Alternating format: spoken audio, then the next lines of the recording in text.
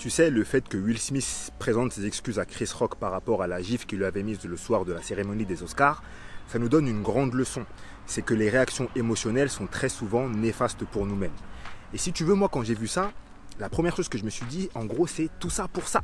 Et quand je me suis dit tout ça pour ça, je ne suis pas en train de penser qu'il aurait dû rester sur ses positions et qu'il n'aurait pas dû s'excuser. Je pense que c'est une très bonne chose de l'avoir fait pour lui. Ça montre que c'est un homme qui réfléchit après coup et qui se remet en question.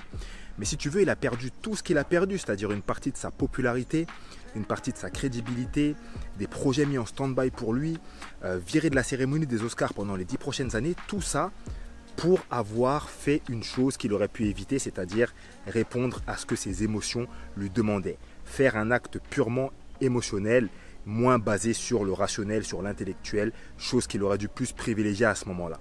Et c'est très facile de parler après coup, on n'était pas dans la situation, mais c'est vraiment quelque chose de dommage pour lui.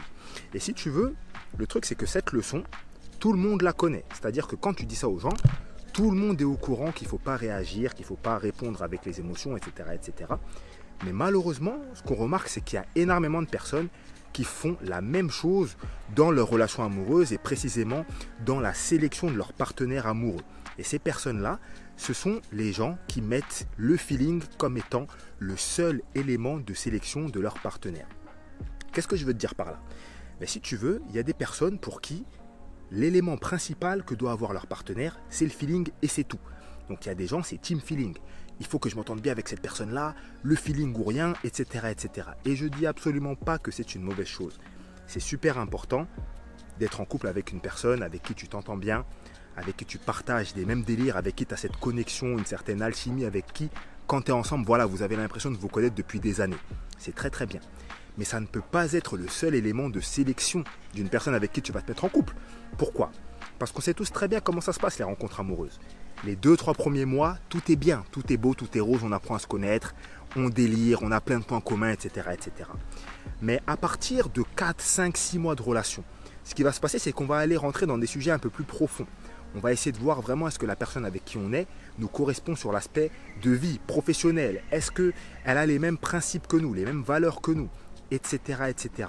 Et très souvent, c'est à ce moment-là que certaines personnes se rendent compte, malheureusement, que depuis 3-4 mois, elles sont en couple avec une personne qui ne les correspond pas pour faire du long terme. Pourquoi? Parce qu'elles ont basé toute leur sélection sur un élément qui est le feeling. Et ça, c'est un petit peu la même erreur que fait Will Smith. Répondre à ce que nos émotions nous demandent en priorité. Concrètement, il y a vraiment deux extrêmes à éviter. D'un côté, il faut éviter les relations qui sont basées uniquement sur les éléments factuels, les éléments intellectuels. C'est ce que moi j'appelle les relations stratégiques. En gros, c'est le fait de choisir l'homme parfait ou la femme parfaite qui a toutes les qualités pour faire un bon mari ou une bonne épouse, mais avec qui tu ne partages pas grand-chose, avec qui tu n'as pas vraiment les mêmes délires, avec qui vous n'avez pas cette connexion. En fait, sur le papier, c'est très bien, mais d'ici 6 mois à 2 ans, tu risques de t'ennuyer fortement dans cette relation et tu vas te poser des questions. Ça, c'est un extrême à éviter. Et de l'autre côté, il faut éviter l'extrême qu'on vient de voir, c'est-à-dire tout basé sur le feeling, sur l'émotionnel. Parce que dans cette situation-là, ça va être très intense, très fusionnel dès le début. Et peut-être que dans 3 ou 4 mois, tu vas te rendre compte que tu n'es pas avec la bonne personne. Et dans la vie, l'équilibre, c'est le truc qui compte le plus dans absolument tous les domaines. Une part de factuel / intellectuel, une part purement émotionnel. Aujourd'hui, j'ai décidé de réagir en vidéo, mais j'ai l'habitude de réagir à ce genre de sujet-là sur mon canal Telegram sous forme de mini-podcast audio. Tu peux nous rejoindre en cliquant sur le lien dans ma bio. C'est totalement gratuit et tu pourras profiter de mes conseils directement depuis ton téléphone.